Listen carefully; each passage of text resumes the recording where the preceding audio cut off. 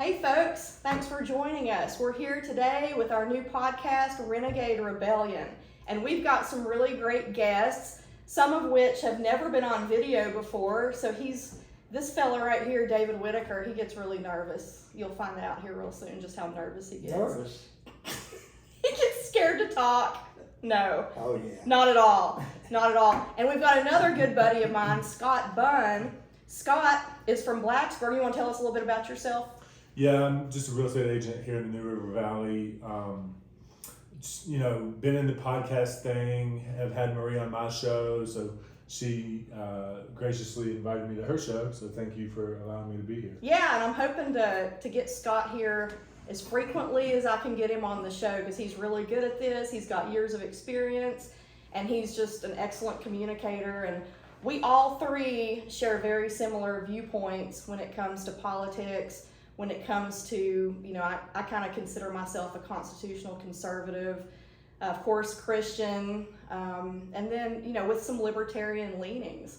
So I think most of us at this table share those same views. But we're here today to meet David Whitaker. And David is on our Floyd Town Council. So last episode, we had Kalinda Bechtold, who's on our Floyd Board of Supervisors, which represents the whole county of Floyd. David represents just the town. So a lot of people don't realize there's a difference in a Board of Supervisors and a town. So how many folks do you represent? Well, the town is about 450. Yes. But they're not all taxpayers. So I'm not sure how many taxpayers. 400 to 600 maybe? No, we're talking total? about 450 total. That's it. In Floyd. That's it, in the town of Floyd. And I don't represent a portion of the town of Floyd. Like the Board of Supervisors, each one of them represents a district within the county. We're all at large. Right. You represent the mayor and 4 councilmen are all elected at large. So we each represent the whole town. So the first thing I want to talk about. Let's talk about you. No, we're talking about you today. I want to thank you for inviting me. Oh. Because you are one of my favorite people. Well, you're one of mine. You are authentic. What you say is what you believe. And you do what you say. And I respect that. And you're the exact. You are hard to find. David, a politician that's hard to find. You're the same exact way. Well, thank you. And that's exactly that. Those are the type folks that I want on this show. I want the real deal. We call it Renegade, Rebellion, because we're a group of renegades. We're the outlaws in our community that we think for ourselves, and we don't toe the line. We think for ourselves. And what the first thing I really wanted to bring up was when you were elected, you won by 1 vote. 1 vote. That shows you the importance of how important your vote is. So yes, how many votes were cast? Let me give you a little background on that. Before I was elected, a seat came open, and it was too late. The lady retired too late to put it on the ballot. So the council advertised and to appoint a new member. And I went into the meeting with over 100 signatures of Floyd people that recommended that they put me on council. Well, I didn't get put on the council, and I decided right then and there, okay, we'll just let the people decide. That's right. If they want me on the council. I prayed about it. I asked a lot of my friends, should I do this? I finally decided if the Lord wants me on the council, He'll put me on there, no matter how much I work at it. So I went door to door, and it didn't start early enough because I didn't get to as many as I wanted to, but I won 78 to 77. Wow. And because it was less than 1%, it qualified for a recount. Now, the recount didn't have to happen, but lawfully it could happen. And it came out exactly the same number of votes. And truthfully, if I had lost by 1 vote, I would have lost. I wouldn't have called for a recount and involved 3 judges Right. to come and preside over it. That's just the way it goes. I just resigned myself. The fact that if you win, you win. If you lose, you lose. That's it. I won by one vote. Wow. But you were meant to win because he has been the conservative voice, and it's even gotten me in some trouble. I said that one time on Facebook, and like, Shadow there's- ban. You got me in trouble. I get him in trouble all the time. We get each other in trouble. But yeah, some members of his council were upset because they consider themselves conservative, and I just don't see it that way. His council, I believe David is really the solid conservative voice on that council, and he has been in the middle of quite a few things. You know, I guess your most notorious. Well, before we go there, what brought you into politics? Like, tell us a little bit about who you are and. Well, I'm a Hoosier, Oh. a former Hoosier. I grew up in Indiana. First 40 years I spent in Indiana before I came to Floyd County. I went to college at DePaul University, a small liberal arts college in Indiana, and I got my master's degree at Indiana University in fine arts. And I taught elementary and secondary art in Indiana for 18 years. We sold property in Indiana and we're looking to move somewhere different. And Floyd County, That would have been you and your wife, me, my wife, and our 4 children. your 4 children. Yeah, and we started out down in Smoky Mountains and camped and ended up in Floyd County and never left because we love Floyd County. It kind of reminded us of southern Indiana. If anybody's been to southern Indiana, it's rolling, hilly country, and it's not the Indiana that you normally see of nothing but row after row of corn and soybeans. We lived in a part of Indiana that was more like Floyd, grazing, small farmers, and all of that. So then we moved here, and we moved to the Willis area. So you lived in the county for a I while. lived in the county for a while. Yeah. My wife, Barbara, got sick. She got cancer, and I decided that she would be more comfortable in town. And that's the reason I moved to the town of Floyd. We sold our place out in the country and we moved to Floyd. And she only lasted about a year once we moved there, but I wanted her to be comfortable. And so that's how I ended up in Floyd. The way I got involved in politics was by attending town council meetings just to see what was going on. I just got interested in the council. I ended up being sometimes the only person making public comments. I questioned why they didn't begin their meetings with the Pledge of Allegiance, and they told me they couldn't do anything about it until the reorganization meeting, which would be in January, and I told them they could do something about it tonight. All they had to do was make a motion, second it, do it. So they did do that. Then I wondered why they didn't have a prayer or a moment of silent prayer or anything like that. Same reaction. Well, we've never done that before, and so I will say one thing. When I wasn't even on the council yet, and I kept asking them why they weren't doing the Pledge of Allegiance, and so I told them during my public comment period, I said, I'm going to let you see what it would be like to do the Pledge of Allegiance. I stood up, put my hand on my heart, and recited the pledge. Well, they all scrambled. They all scrambled to get on their feet. Take their hats off. Their hats off, and soon after that, I left. And Drop the mic. One of the councilmen said, I've never felt so bullied in my life of having to say the Pledge of Allegiance. Wow. And another one of the councilmen says, well, if he ever pulls that again, I'm not going to do it. And then one of the councilmen said, well, the reason I didn't say the pledge was because I said it before I came to the meeting to the flag outside of the town hall. Oh, okay. So we did get the pledge, and we do have a moment of silent prayer now, but it was a struggle to get both of those things. So you were sort of a whistleblower, what would you call it? Ombudsman. You're an ombudsman. I don't know. You sort of you were pushing before you got involved in that. Yeah. And then you realized. Well, then that made the transition to being on the council much easier, because I knew how the meetings were conducted, and so Yes. when I got elected, I just made a smooth transition right into. That was very Yeah. similar when I went to Richmond and visited Richmond, and I started meeting all these fancy pants state senators and delegates, and I'm like, they're not as smart as I thought they would be. I started realizing, man, any idiot can do this. I'm like, maybe this idiot needs to get involved. But you looked up to them, right? Until I got to know them, Right. and then I started rethinking that they don't abide by the Constitution many times. There's a lot of problems.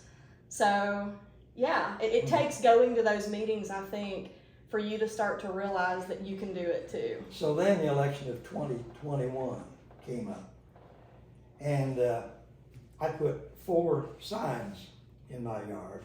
Now, you were already elected at that I was point. already You're on on the the town council. Okay, so I put 4 signs, 4 political signs in my yard of people that asked me if they could put their signs in my yard, and I said, yeah. All Republicans. No, yeah, they were all Republicans. At that time, there were 4. Well, I was reminded by the town manager that I had too many signs in my yard, and that I would have to come and get permission. Well, I knew that was wrong, and she reversed that decision, but said you're only allowed 3. So I started thinking about this, and I thought, okay, what am I supposed to tell this other person? That I can't support him or her because I can only support 3? So I posed that question. Your First Amendment to the right. council. Freedom of speech. Mm-hmm. I said, you're preventing me from exercising my freedom of political speech by telling me I can only support with a temporary yard sign 3 candidates. Well, they said, well, that's in the ordinance, and we're going by the ordinance, and it's almost like it's carved in stone that I couldn't do this. And so I asked the attorneys, I said, would you tell me who I can support? I got 6 people that want me to put their signs in my yard. What do I tell? Do I tell 3 of them, oh, I'm sorry, I can't support you, but I can support? Well, their answer was, well, we're not infringing on your freedom of speech. We're just telling you that the ordinance says you can only have 3. So I got together with a lawyer friend of mine, and I asked him, I said, is this a battle worth fighting? He said, you better believe it is, and there's precedent for this. He said, this is too restrictive of free speech. So anyway, I filed suit. I didn't want to file suit. This could easily have been settled just with a discussion, sitting down and saying, what can we do to accommodate this? And so they decided that I decided to file suit. And Because they were non-negotiable. There was no negotiation. They would not negotiate. Yeah. And they dug their heels in. And so I filed suit. The first thing they did was they panicked. And the lawyers told the council that they couldn't represent them, that they would have to go outside of council.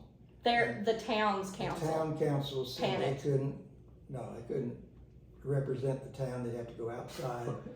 So they hired attorneys in Salem.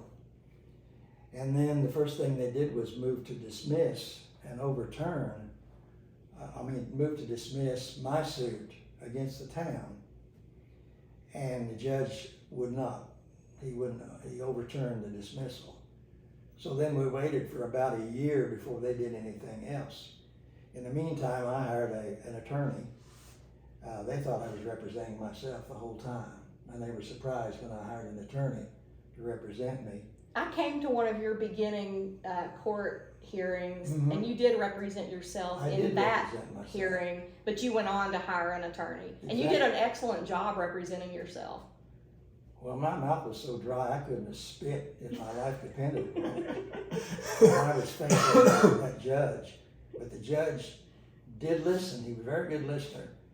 And they kept making the same arguments that he would interfere with traffic if they allowed more signs, that it would be, it would go against the aesthetics of the town. And so I showed the judge a picture of my signs. They were at least 15 feet away from the right of way, and they were about 8 feet above the street level. And he agreed. He said, I need to see, I'm not going to dismiss this suit. I need to see more. So nothing really happened for about a year. Other than you had to pay out probably a retainer And then they sent, personally. and then they sent me what they call a series of interrogatories. And that was questions that they wanted from me. Who are you going to call as witnesses? All these different things. In other words, they were still fighting it a year later, a year and a half later, basically. Spending the taxpayers' money. They've spent to date over $15,000 in tax money, 400 people to in the fight. town, and they're To spending fight. that kind of amount of money. Can you believe that? free speech. To fight free speech, to fight against our Well- First Amendment right. Well, I finally got my lawyer and got him working on it. And I told him, I said, I don't know what you threatened them with, but evidently it worked. And the suit was settled this past June 13th.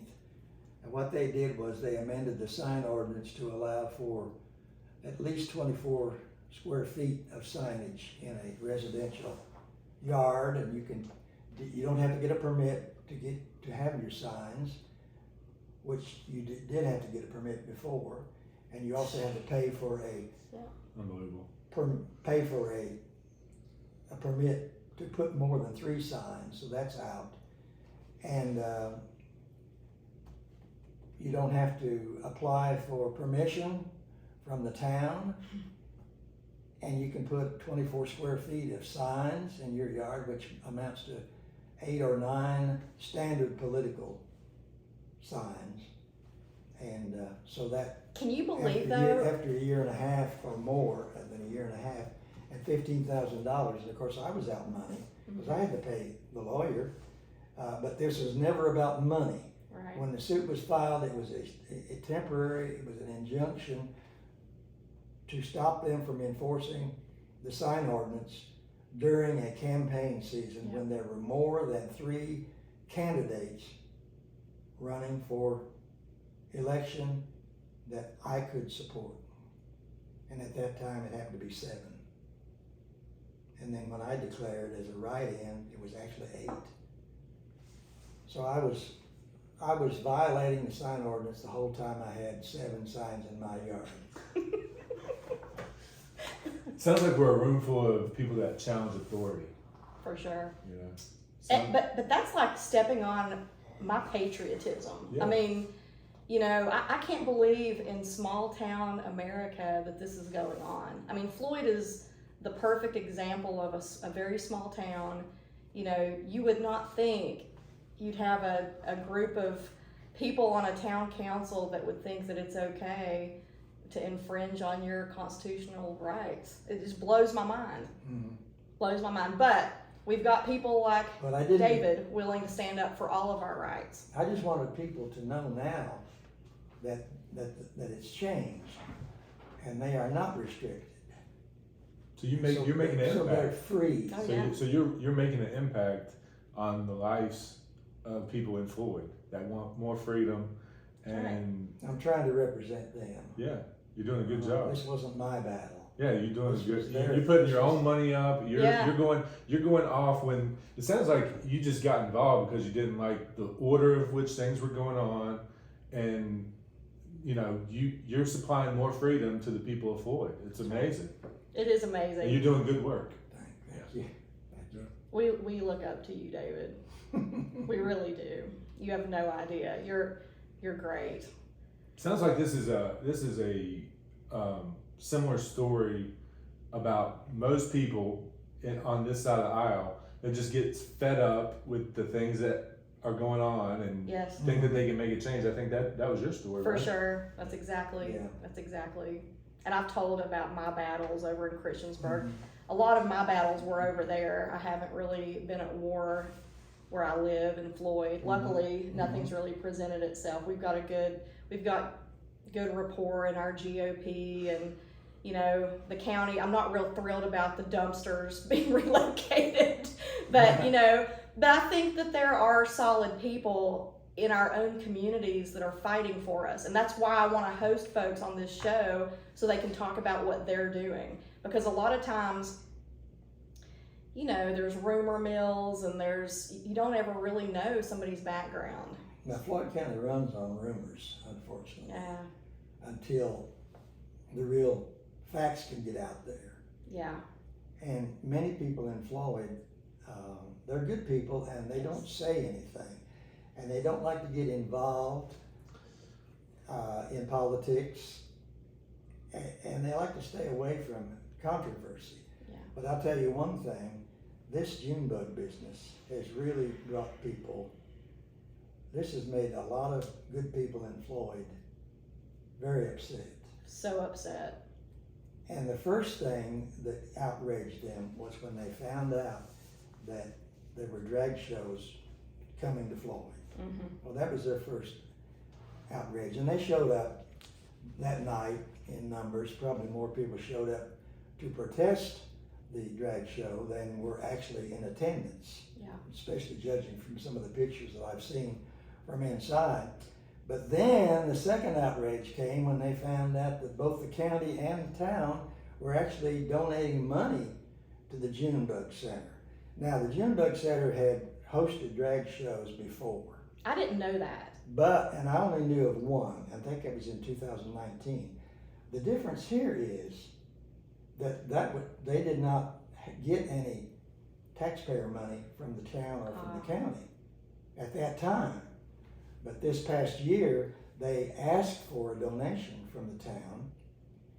I bought their spiel. I mean, I listened to all the good that they do for the youth of Floyd County. I had grandkids that have attended events at Junebug Center. I said, okay, I'm in. I'll okay, and I voted to give them $1,125.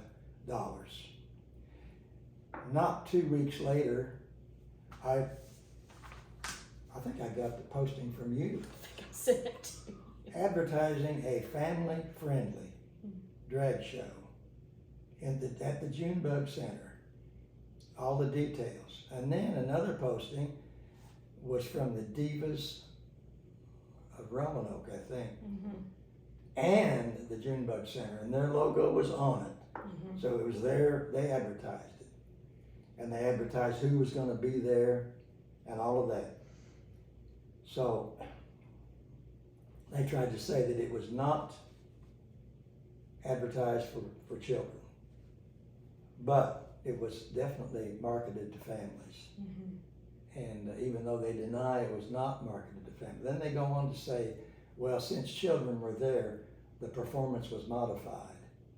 Well, I have pictures of the performance itself. I don't know whether you can see this or not, but if that was modified, I'd hate to think of what would have gone on had there not been any children there. So they said they dialed it back, the lewdness, because there were children. They said, knowing that there was pushback and a few children in the stands, they performed accordingly.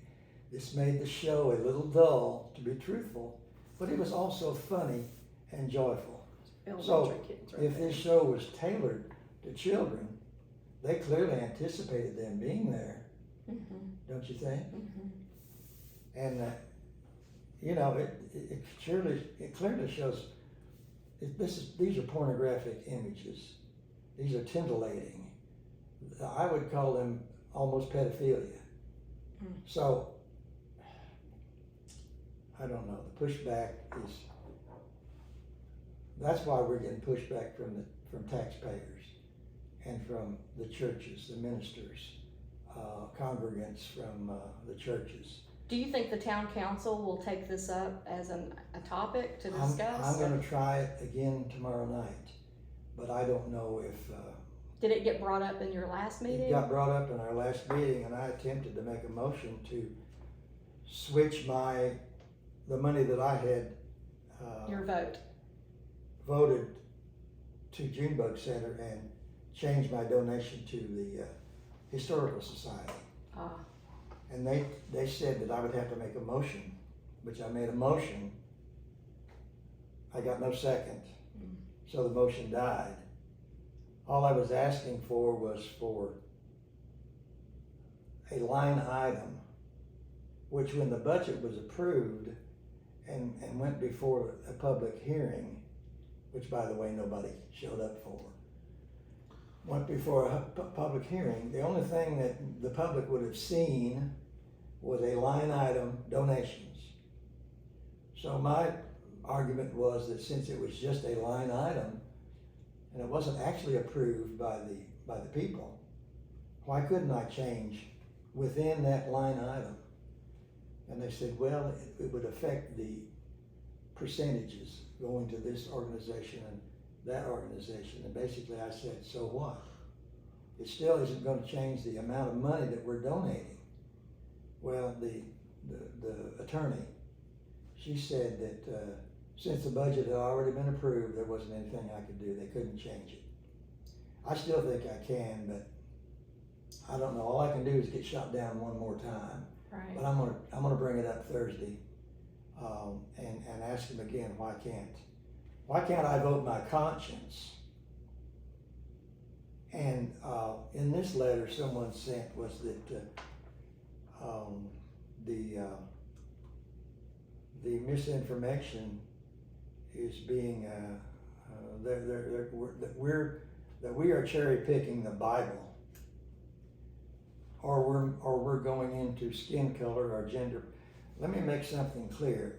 I'm not against the Junebug Center hosting a drag show. That's, they can do that. But when they get public money involved, I think we have a right to protest and a right to draw that money back. And especially when it involves children. And also, I don't know if you've thought about this, where you won by one vote, Mm-hmm. you represent the majority that voted for you. That even though it was one vote in the town, their expectations are that you're going to be conservative leaning. Obviously, that's why they voted for you. So that's one thing that when liberals would reach out to me and accuse me of not being a voice for everybody, I'm like, now hold up. You didn't elect me. You voted against me. Mm-hmm. The majority is who I'm here to represent. Right. So, you winning by that one vote, and I hope you win by more in this next election, which I think you will. I am running for re-election, by the way. Yes. Which is this coming November. Right. Right? Mm-hmm. And you guys, they all run at large, so there'll be how many people on that ballot? 4. There'll be 4. 4 people For 3 positions. contending for 2 positions. 2 positions. For 2 positions. Yeah. So, And of course, I'm an incumbent, but I'm certainly not taking that for granted. are other incumbents up? No. You're the I'm only incumbent. The only incumbent. One other candidate has been on council before, and he's running again. Actually, he's the one that got bested by 1 vote the last time. But I won't go into that. I see. And then there's another fellow running that's never been on council. He's never been on council. He could be really good. But he felt the desire to get on council because he cares about the town of Floyd and the direction of the town of Floyd. So And I believe he's a conservative. he is a conservative. Yes. Yes, he is. So we could possibly be bringing you some help. Exactly. Yeah, Exactly. that would be But you great. got to get me elected first. But you represent the conservative Republican, us. And so we really need you on there, and that's what your board needs to understand. Hey, you won your election. There's a reason you won your election. So, that's why you're standing up. Are you just in constant, like, do they push back on you in every way? No. Okay. No, we really, as a council, we get along very well. Well, that's good. And we see eye to eye on a lot of issues. Yeah. And a lot of what y'all do is not this social stuff. No, it's no, like we don't really get into PSA, that. water. But when it presents itself, Yeah. then that's when the divide sort of So develops. the divide is into social viewpoints, pretty much, mostly? pretty much controversial things that come up. Sure. I generally end up on one side and end up trying to fight for that side. Gotcha. And the whole rest of the board is pretty much on the other side. Not necessarily, not always, not always. Mm. Several are willing to listen and are willing to discuss. And the thing that gets me is when you make a motion, you need a second. Mm-hmm. If you understand Robert's rules, you need a second, even if that person disagrees with with your motion. They second that motion so that it can be discussed. Yeah. Otherwise, there's no discussion. Right. So, many times, I've made a motion and I say, I'm looking for a second so we can discuss this. And I'll get a second right off the bat. But this time, for whatever reason, the propaganda that was being spread about the Junebug Center, I could not get a second. Mm. We're really, as a culture, afraid to jump in that fire. We are. We are. Mm-hmm. I mean, it's, I mean, what they're coming after, any dissent in this regard is canceled. Like they're Right. trying to just destroy you. And if you don't use their correct terminology or, whatever it is, pronouns or whatever, Yeah. you're in big trouble on social media. Yeah. You're canceled. I think Twitter is one of the free spaces right now Yeah. that you can. I mean, you have to have the popularity of a Dave Chappelle to survive, Cancel culture. to be able to go against or Mhm. say anything against that. Yeah. You got to be that famous and influential Mhm. to survive. That's right. You know? That's right. Well, I don't know. I mean, we do our own thing. I think we've pretty well, I'm not really scared to talk about these topics, and I know you're not either, Yeah. Scott. You've had some you've had people on the other side of the aisle that you've had some really interesting conversations. I think you've even made them think. Yeah. You had one fella years ago, I can't remember his name or anything, but you all were debating Trump, and you had all the points. And before it was over, he was kind of like, Oh yeah. okay, Yeah. well he's okay. I'll check into it, man. Right. You got him, Yeah. Yeah. Thinking. Yeah. I mean, I do challenge people's thoughts and want them to. I mean, I'm a sales guy, right? So the way that I feel like I can articulate it and make it make sense for most people. And it's just pretty much undeniable. And they've been fed a lot of misinformation. Oh, yeah, So a lot of times it's like, no. Actually, here's what actually happened. If you quit watching CNN, right. you might wake up. Yeah. So, well, David, that's all really interesting. You've been embroiled in some real battles, and I don't think most of our community even knows all of this. Isn't that the big problem? Is that most people, and you just said at Yeah. the budget, no one showed up in the public to even make comment on what you guys were going to plan on spending money on. That is just I think the point of Renegade is to try to shake people awake. Yes. Get them involved and let them know about all this craziness that's going on and just little tiny Floyd. All of this in this one man's life in the last few years has been going on, and no one even knows about it. So, but it's really impacting their oh life. man, it's helping people. Yeah. I think people would want to know more about it. We had 14 letters that people sent to council, and they were all read, and they were all against us spending money on the Junebug Center. And you know what happened when it was over, when the letters were read and put aside? We just went on to other business. And so when we got through with the town manager's report, I said, are we going to address these letters? Yeah, I guess we can. We could address it. And then in the meantime, somebody showed up for a public comment period, and they didn't get there in time, and they were told, no, we can't, you can't make any comment. Well, she said, I've been looking for this place for 10 minutes. I've been driving up and down the street. I couldn't find where you were meeting. And so they said, well, maybe we will give you an opportunity to comment. Well, that was a mistake because she really came on strong with both barrels.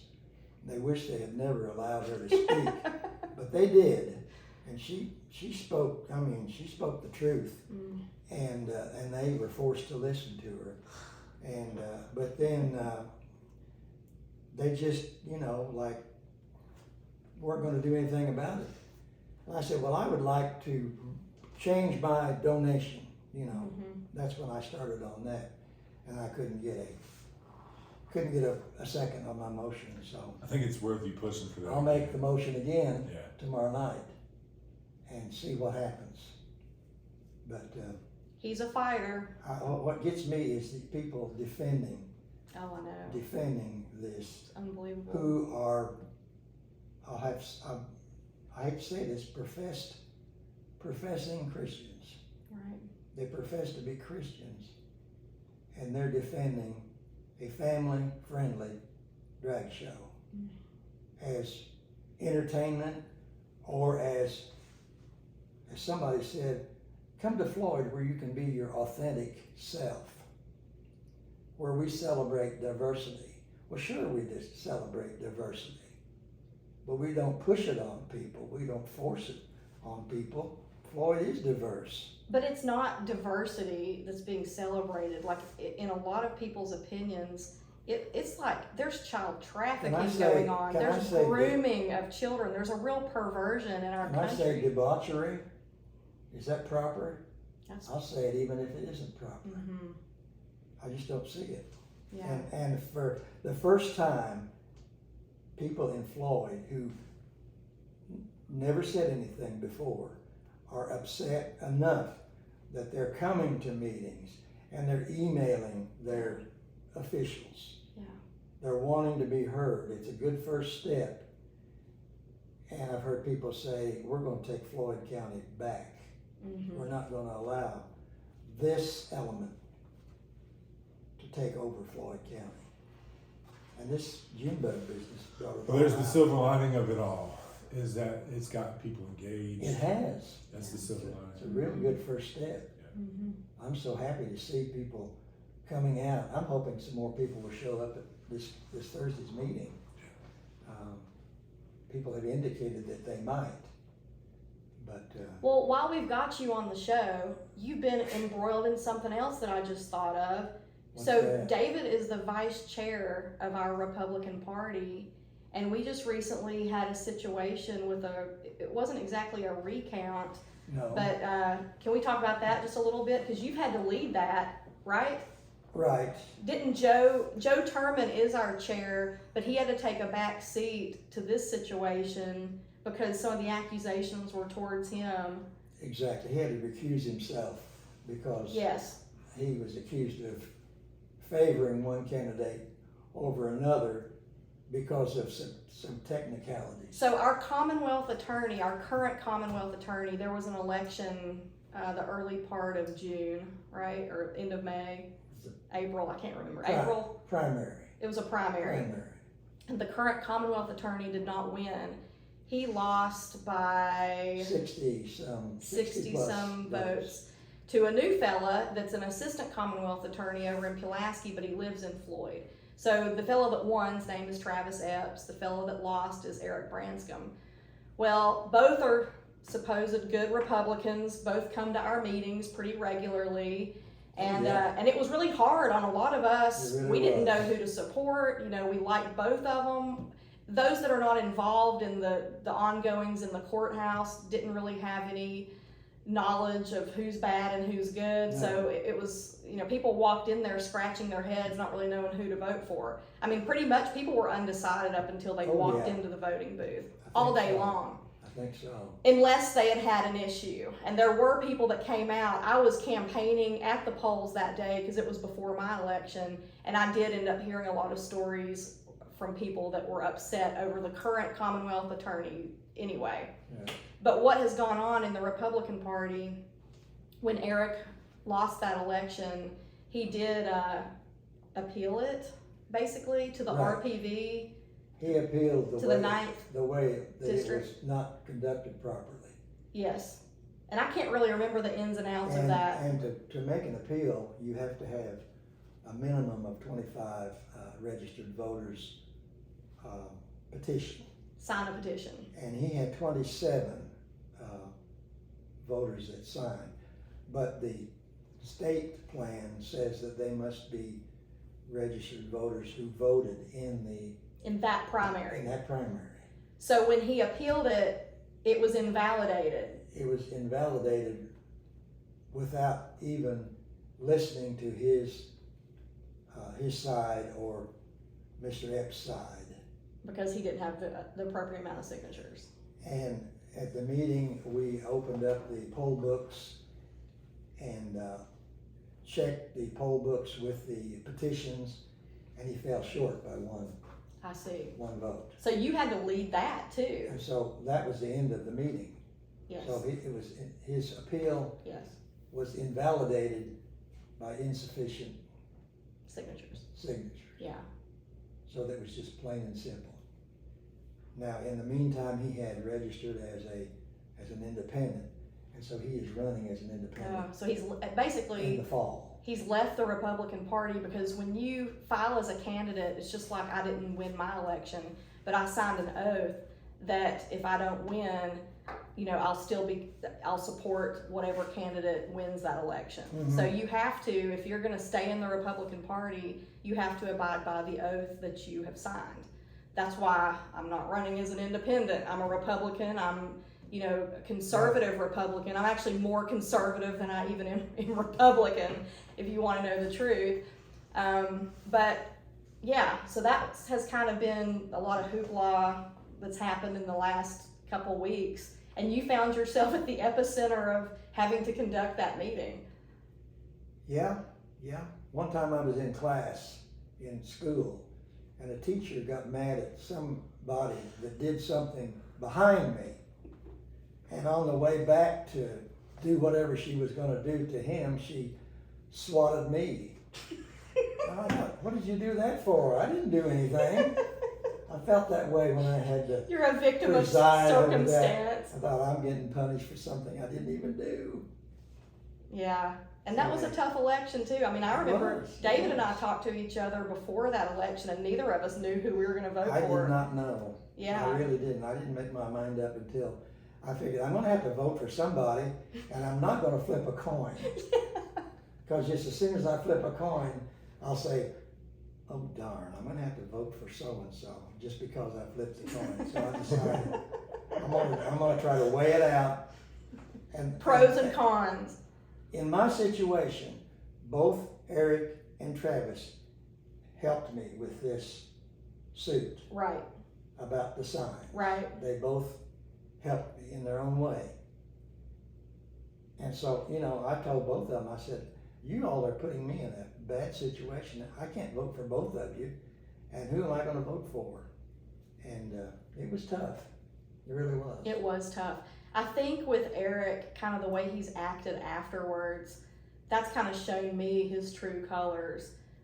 So now, I feel good, not now, but I was happy when Travis won. But I feel like him, going back on his oath and all that, I think we've got the right person in there now. So I'm pleased that it's worked out the way it You gotta be has. gracious in defeat sometimes. You do, and you can't be a sore loser. I mean, of course I say that, I can't stand the guy that beat me, but I'm not gonna sit around and whine about it, Just dust it off. He and- spent $500,000, I spent $20,000, and people got buffaloed. And I'm hoping, what I've seen in the course of my life, I'm 45 years old now, and a lot of times the varmints eventually get exposed. So eventually it comes out something else happens, and then people are like, well, remember years ago when, you know, that was going on? So, I mean, I'll never forget in Montgomery County, you may remember this, I think his name was Shane, that was over the Chamber of Commerce, Don't remember. Montgomery County.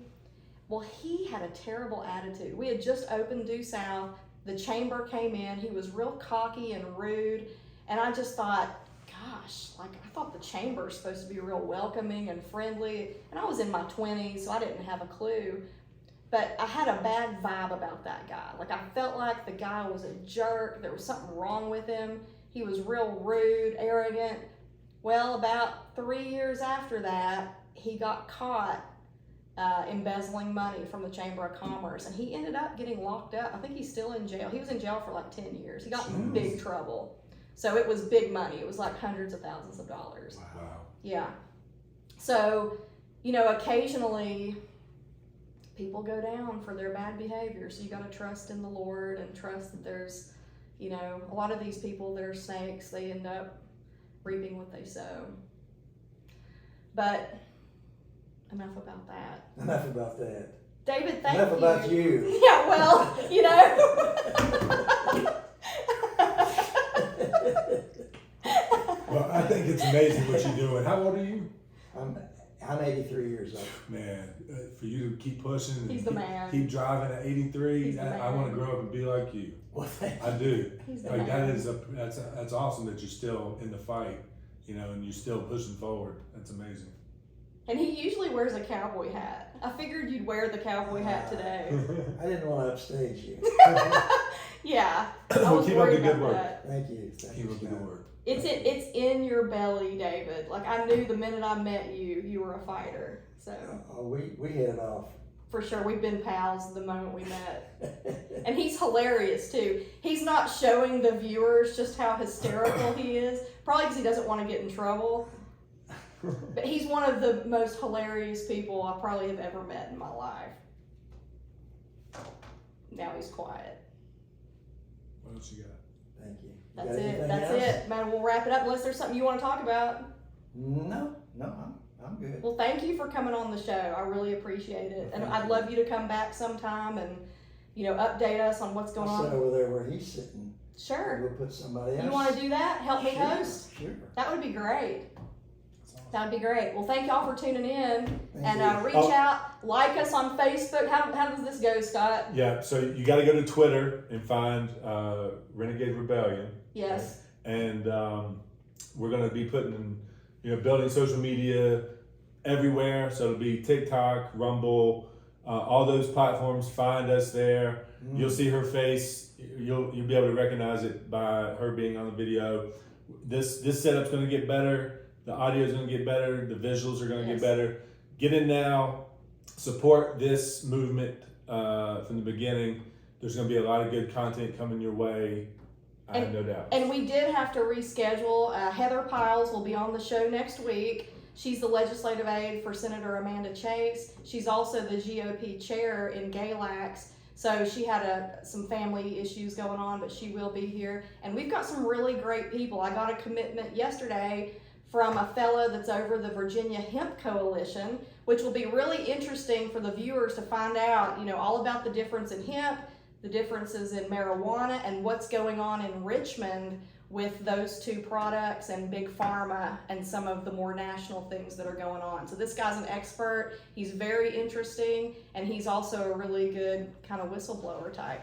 So what kind of, we got to get them some sort of teaser, like, you know, like, hey, tune in next week, we're going to talk about boom, like, or whatever. Yeah. Like, you need to give them some sort of teaser. Next week, I mean, we are going to talk some Richmond politics with Heather, and we're going to talk some GOP politics. There's a lot going on in the Republican Party of Virginia. Some of it's not so good. You know, it's intentionally, it's kind of the establishment versus the grassroots, and the establishment is really, really at war with the grassroots, and that hurts our party because the grassroots folks are the MAGA supporters. They're the people that really came out of the woodwork, but they don't have the money. They've got the support, and they've got it's sort of the populist movement, but you've got big money and big establishment running, campaigns against all these folks. And we're going to have a few of those folks on our show. Besides Amanda Chase, there's other people across the state that the administration in Richmond really went after, the establishment went after.